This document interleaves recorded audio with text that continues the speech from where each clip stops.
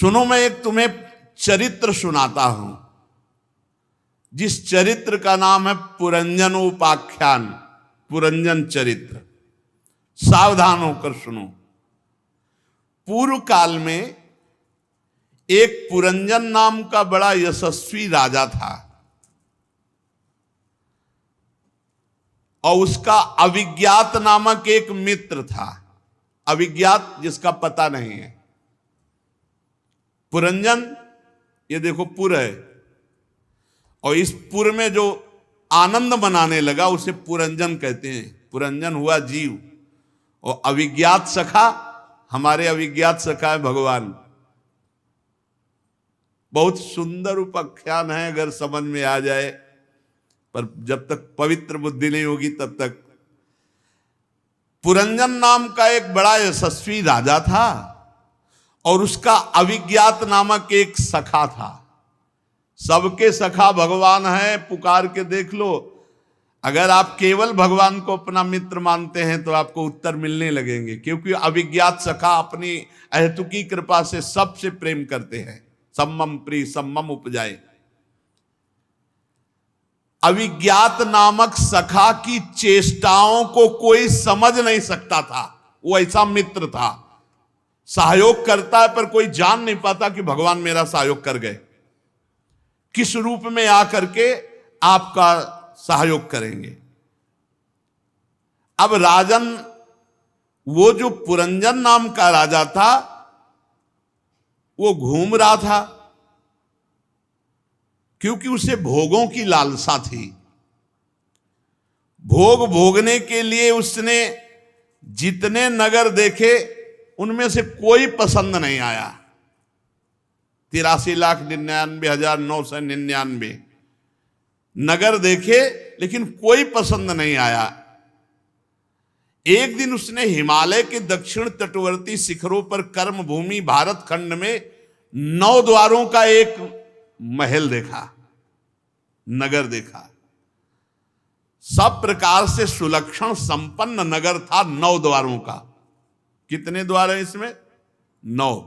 ये पसंद आया पुरंजन को, जीव को ये शरीर पसंद आया।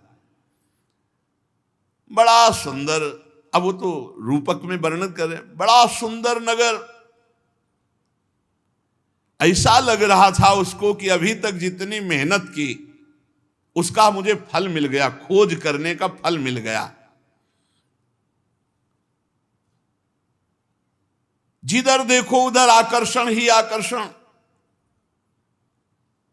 अब पुरंजन ने सोचा, बहुत सुंदर महल, बहुत सुंदर हमें विश्राम स्थल मिल गया, स्वीकार कर लिया। लेकिन जो ही उसमें प्रवेश किया तो एक सुंदरी आती दिखाई दी, और वो अकस्मात उधर से आ रही थी, और उस सुंदरी के साथ 10 सेवक थे, जो प्रत्येक 100 नायिकाओं का पति था, और 5 फण वाला सांप उस 9 द्वार वाले नगर की रक्षा कर रहा था। एक सुंदरी आती दिखाई दी, जिसके साथ 10 बलवान सेवक थे। उन बलवान सेवकों में एक एक के पास 100 पत्नियां। 5 फण वाला सर्प उस नगर की रक्षा करता था। वह सुंदरी नव युवती मानो विवाह के लिए श्रेष्ठ पुरुष को खोज रही थी। बड़ी ही सुंदर, मानो कोई देवी हो साक्षात। नासिका, दंत पंक्ति, कपोल, मुख, सब सुंदर। और किशोरावस्था लज्जावश अपने अंचलों को ढकते हुए आगे बढ़ रही थी। 5 फण वाला सर्प रक्षा कर रहा था। 10 महान सेवक उसके साथ थे। अब वो जे ही प्रेम पूर्ण तिरछी चितवन से पुरंजन को देखा तो पुरंजन घायल हो गया। नारी नयन सर जाहि न लागा। चाहे जितना वीर हो, मुस्कुरा के तिरछी चितवन तो सीधे हृदय पे प्रहार होता, बोल भी ना पावे। पुरंजन एकदम आसक्त हो गया और कहा, कमल दल लोचने, तुम कौन हो, किसकी कन्या हो, कहां से आ रही हो, तुम इस पुरी में हो, क्या करना चाहती हो, ये 10 सेवक कौन हैं, और ये बहुत सी सहेलियां तुम्हारे सामने कौन हैं, और ये 5 फण वाला सर्प कौन है, सुंदरी तुम कौन सी देवी हो,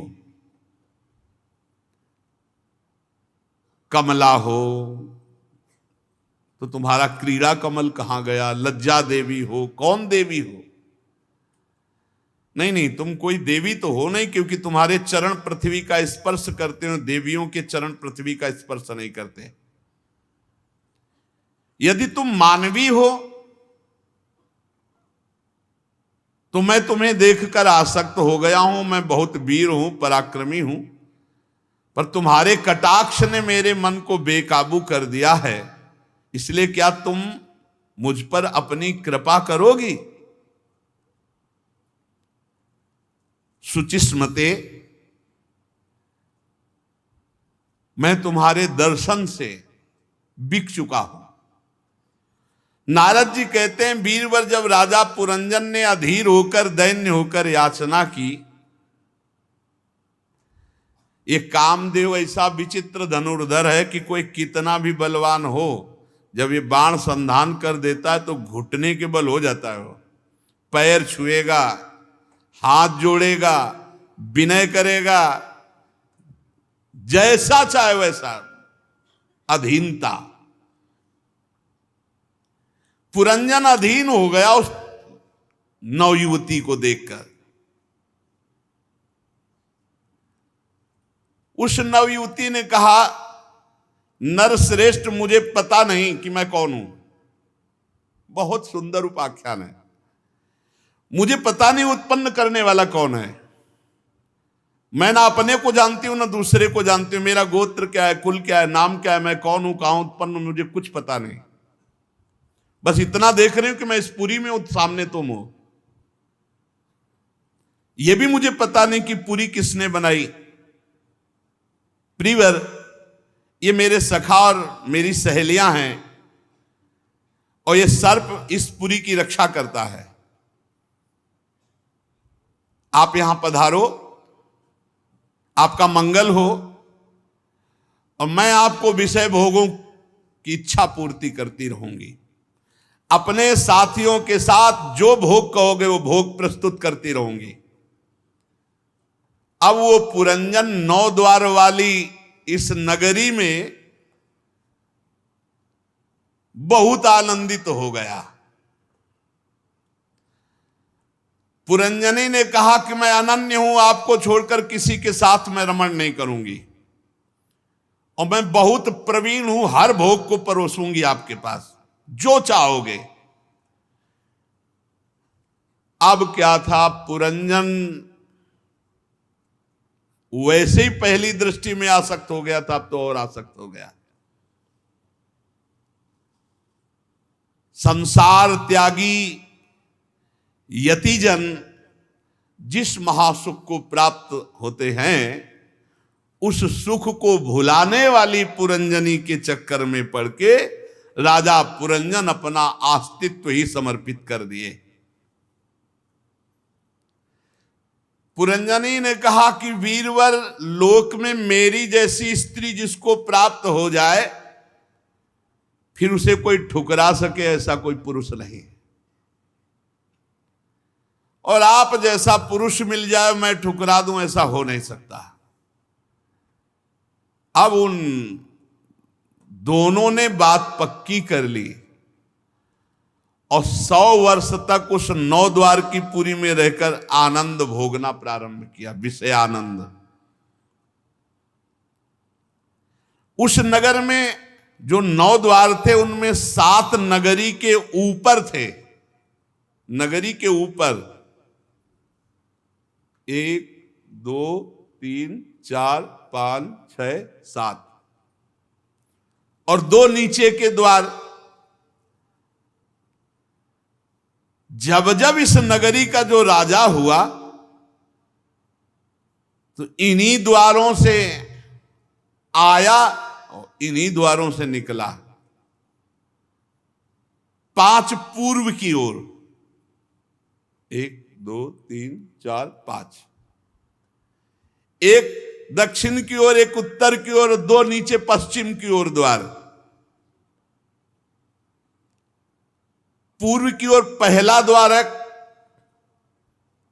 खद्योता। आविर्मुखी नाम के 2 द्वार एक जगह। राजा पुरंजन अपने मित्र द्युमान के साथ विभ्राजित नगर देश को जाता है, अभी तो कथानक रूप में। नलिनी नालिनी नाम के 2 द्वार, ये अवधूत सौरभ के साथ, और पूर्व दिशा की ओर मुख्या नाम का 5वां द्वार उनसे होकर रसज्ञ विपण के साथ बहुधन आपण देश को जाता है। पुरंजन इन्हीं द्वारों में, जो पश्चिम दिशा की ओर आसुरी नामक द्वार है, वो दुर्मद के साथ ग्रामक देश को जाता है। नैऋत्य नाम का जो दूसरा पश्चिम द्वार है, वो लुब्धक के साथ वैशस नामक देश को जाता है। पुरंजन इन्हीं द्वारों में घूमता रहा।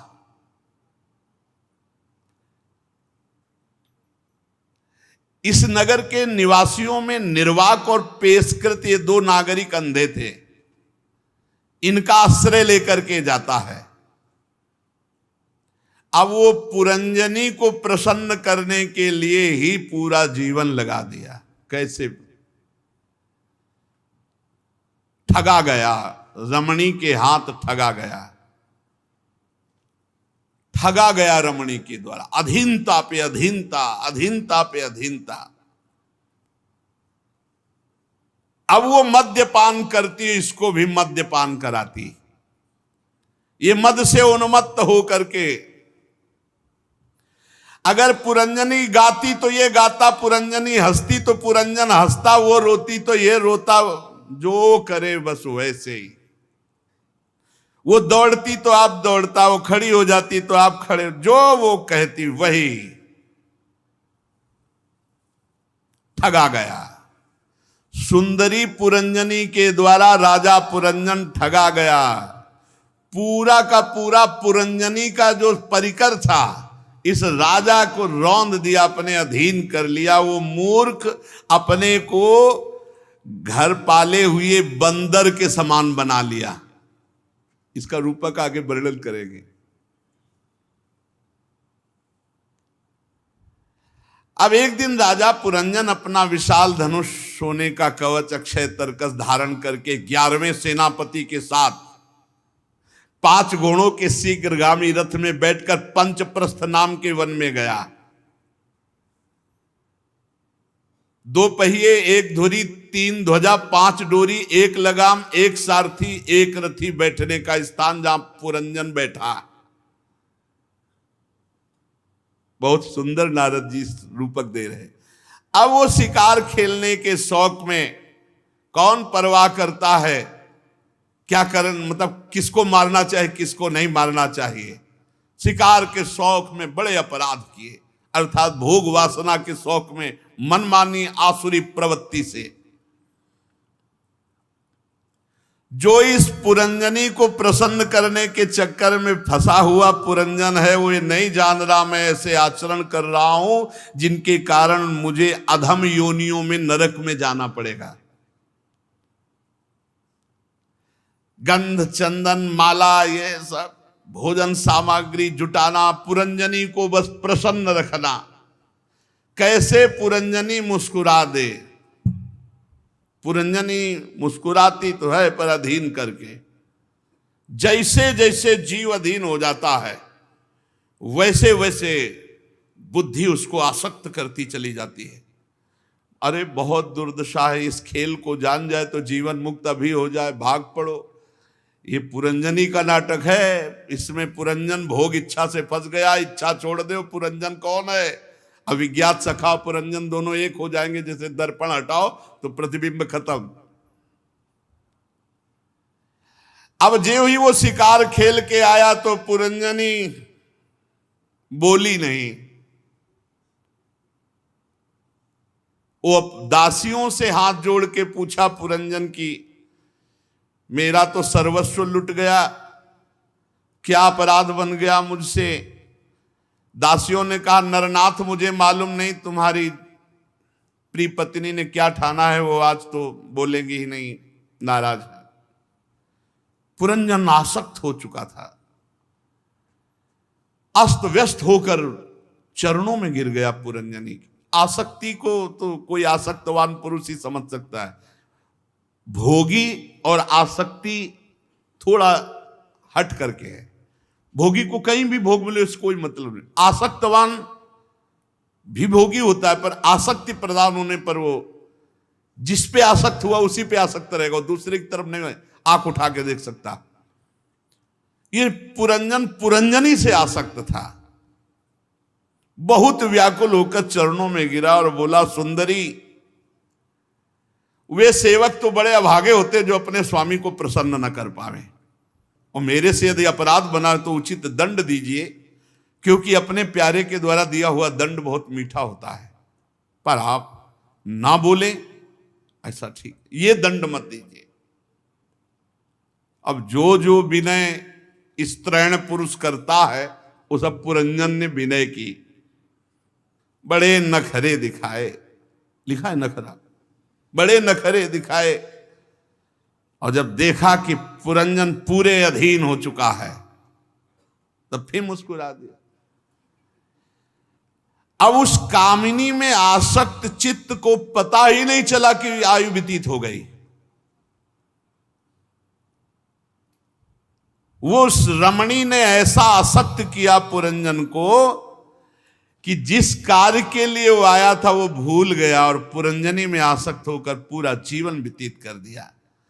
पूरी जवानी पुरंजन की ऐसे बीत गई मानो अभी आधा क्षण ही बीता हो। पुरंजनी से 1100 पुत्र और 110 कन्याएं हुई। सब वृत्तियां हैं, वृत्तियां। ये पूरा परिवार पौरंजनी नाम से विख्यात हुआ। सब एक दूसरे के ब्याह, पुत्र का किसी बधू से, पुत्री का, पूरा जीवन। स्त्री लंपट वृद्धावस्था को प्राप्त, फिर भी पुरंजनी से दूरी नहीं। इतने में चंडवेग नाम का एक गंधर्वराज, 360 महाबलवान गंधर्व उसके अंडर में रहते हैं। 365 दिन होते हैं, 360 महाबलवान गंधर्व, और इनके साथ मिथुन भाव से उतनी ही गंधर्वियां। मिथुन भाव कृष्ण पक्ष शुक्ल पक्ष, बारी बारी से चक्कर लगाकर भोग विलास सामग्रियों की भरी पूरी इस 9 द्वारों वाली नगरी को ये नष्ट करती रहती है। चंडवेग अपने अनुचरों के साथ राजा पुरंजन के नगर को विध्वंस करना प्रारंभ किया तो 5 फण वाले सर्प ने रोका। ये पुरंजन पुरी की चौकसी करने वाला 100 वर्ष तक अकेला लड़ता रहा, 720 गंधर्व गंधर्वियों से युद्ध करता रहा। बहुत से वीरों के साथ युद्ध करने के कारण वो बलहीन हो गया। अब स्त्री के वशीभूत महल में पड़ा हुआ पुरंजन बूढ़ा स्त्री के समीप ही, उसे पता चला कि अब तो आसपास शत्रुओं ने घेर लिया। एक दिन काल की एक कन्या वर की खोज में त्रिलोकी में भटक रही थी, किसी ने स्वीकार नहीं किया। काल की कन्या वृद्धावस्था, जरा, उसे दुर्भगा कहता थे, तो इसलिए कोई उसे स्वीकार नहीं किया। उसने जबरदस्ती आकर के पुरंजन को स्वीकार किया। बूढ़ी अवस्था, वृद्धावस्था। बहुत हम लोगों की हम यही दुर्दशा है। इसी पुरंजन, पूरा इसी में आगे चलकर इसका व्याख्या भी करते हैं। यमनराज अपने श्रेष्ठ वीरों के साथ ऊपर से चढ़ाई कर दी पुरंजन के ऊपर, और ये गुप्त रूप से पता ही नहीं चल पाया पुरंजन को। ये काल कन्या जिसके यहां जाती, जिसके समीप जाती, जर्जर कर देती है, और यमनराज मृत्यु फिर उसे नष्ट कर देता है। प्रज्वार नामक उसका भाई है। ये भयंकर गति से त्रिभुवन में विचरते रहते हैं। अब बलात् इतना आक्रमण हुआ उसकी नगरी में, सब नष्ट भ्रष्ट हो गई पूरी नगरी। आंखों से दिखता नहीं है, कान से सुनता नहीं है, दांत भी काम नहीं कर रहे, ये सब वृद्धावस्था। यवनों ने बलात् उसका ऐश्वर्य लूट लिया। अब जब पुरंजन ने देखा कि सब कुछ नष्ट भ्रष्ट हो गया, तो पुरंजनी का आलिंगन किए हुए पड़ा है। अब भी अगर छोड़ दे तो बच जाए, पर वो भोगों की लालसा अब भी है। वो अपनी स्त्री में अब भी वैसे ही आसक्त है जैसे पहले दिन मिला था वैसे से। अब जब बिछुड़ने का समय आया,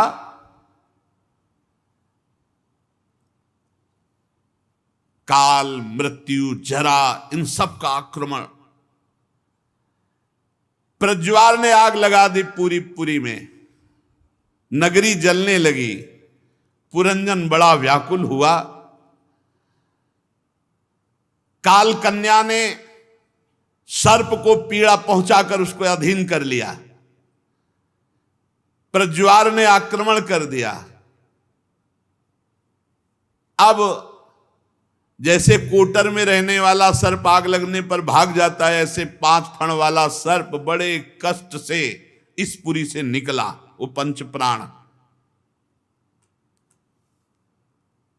पुरंजन अब भी बुद्धिहीन है, अब भी अपनी स्त्री के प्रेम पास में, पुरंजनी के प्रेम पास में ऐसा फंसा हुआ, गले से लगाए है, मरने जा रहा है। फिर भी उसका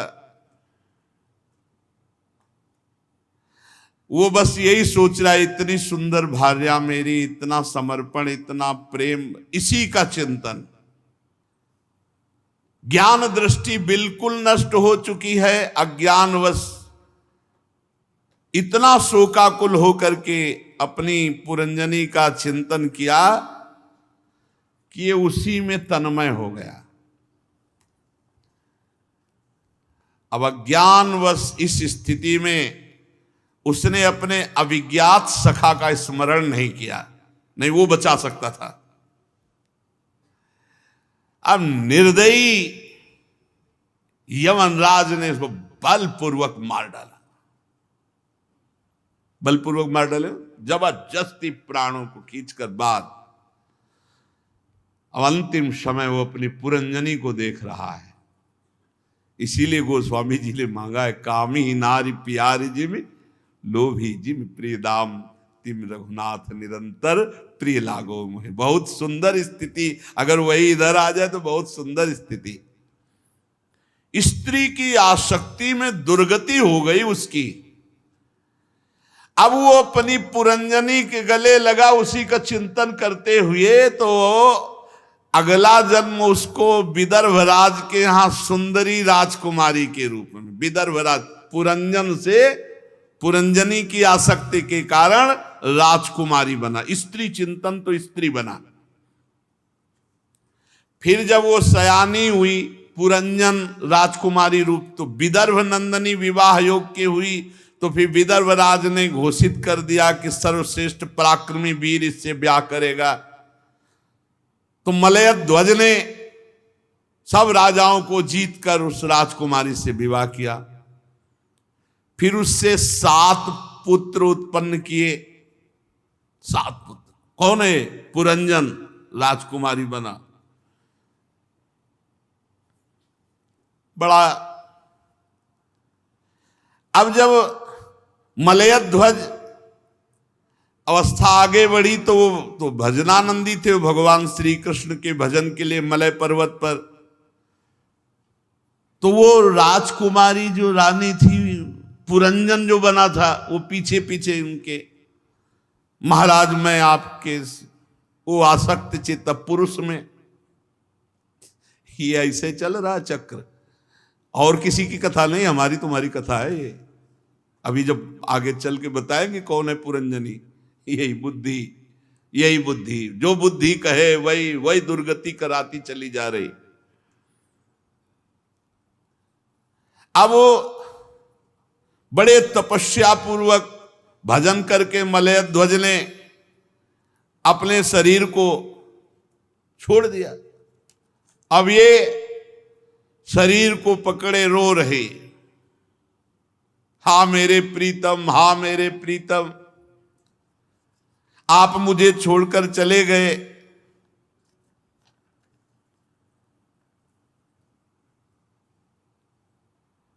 भगवान ने उस समय कृपा की।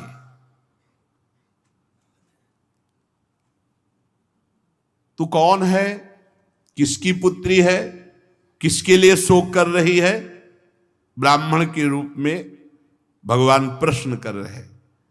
ये सोया हुआ पुरुष कौन है,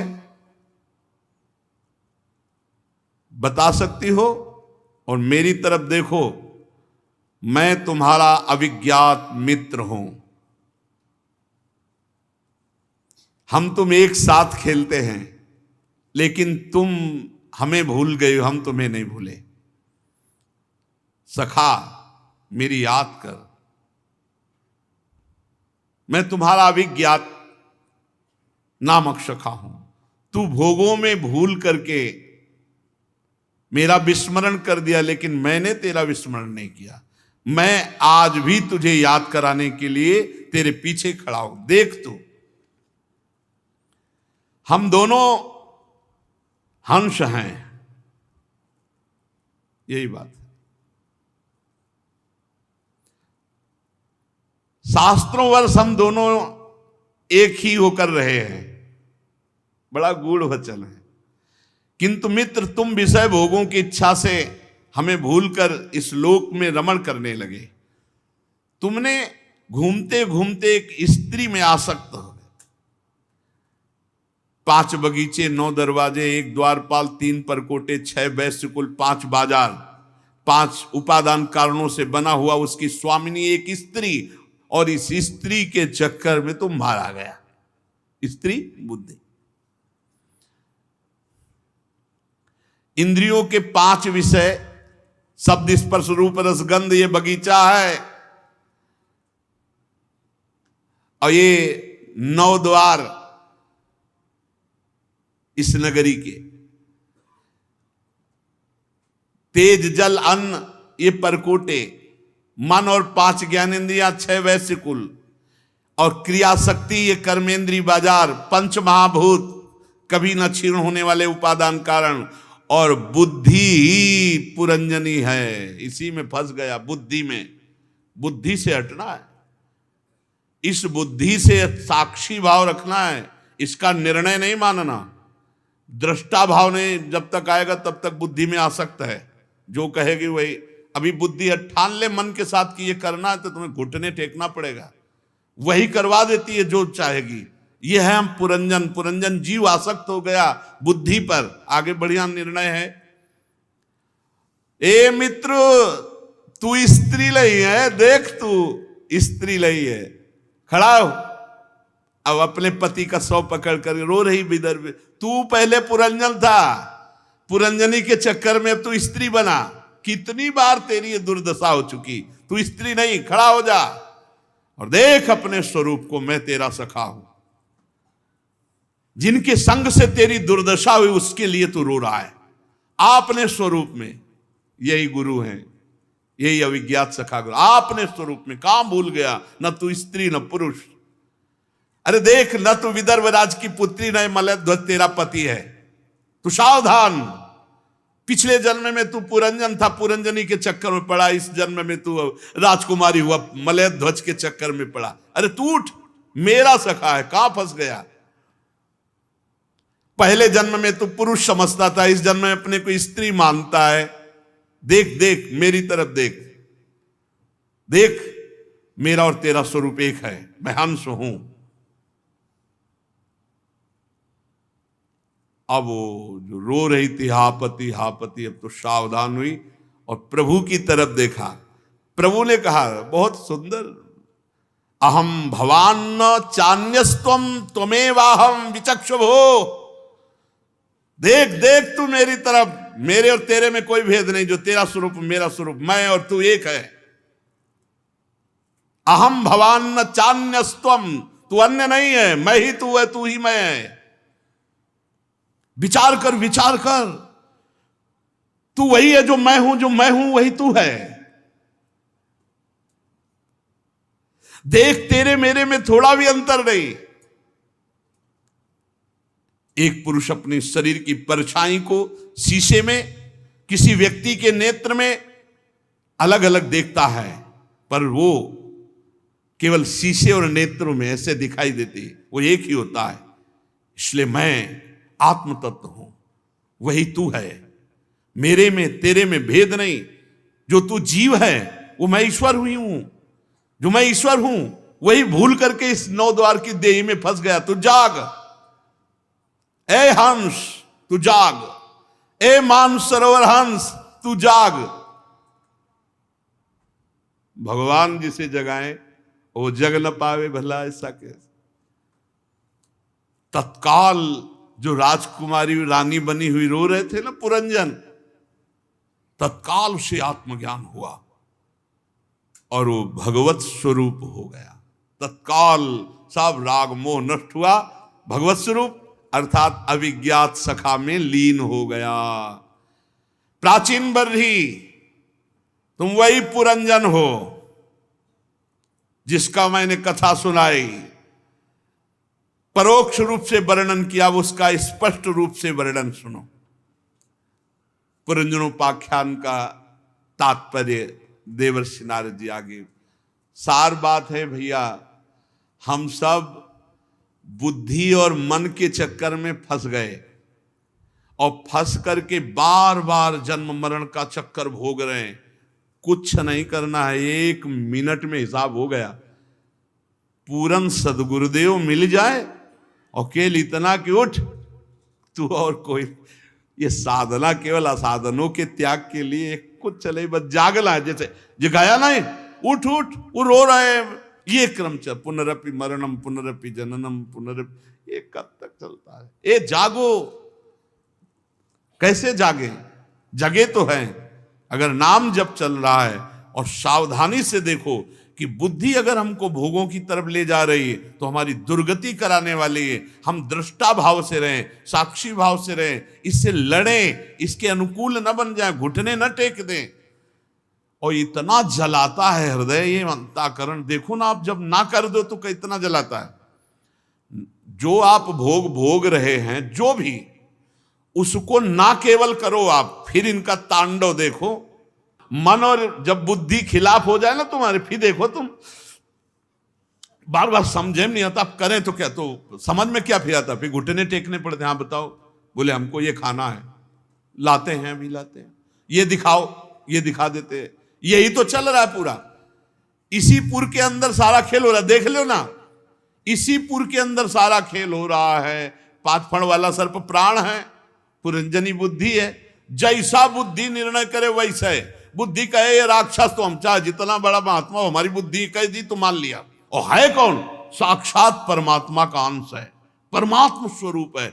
और भगवान हमारे साथ हैं, हर समय साथ हैं भगवान। अविज्ञात सखा को बुलाया थोड़ी, विदर्भ राजकुमारी के रूप में जब हुआ, भगवान ने कहा गे लाश पकड़े उठ, देख हम तुम दोनों एक अंश हैं, न तो स्त्री है न कोई पुरुष है, परमात्मा स्वरूप है। यही जानना है यार, यही जानकर व्यवहार करो। इसीलिए पहले गुरुकुल में शास्त्र पढ़ाए जाते थे, संयम नियम तपस्या आराधना भगवत साक्षात्कार, और फिर गृहस्थ माया में जाओ, बाजार में अब कोई तुम्हें नहीं पकड़ सकता।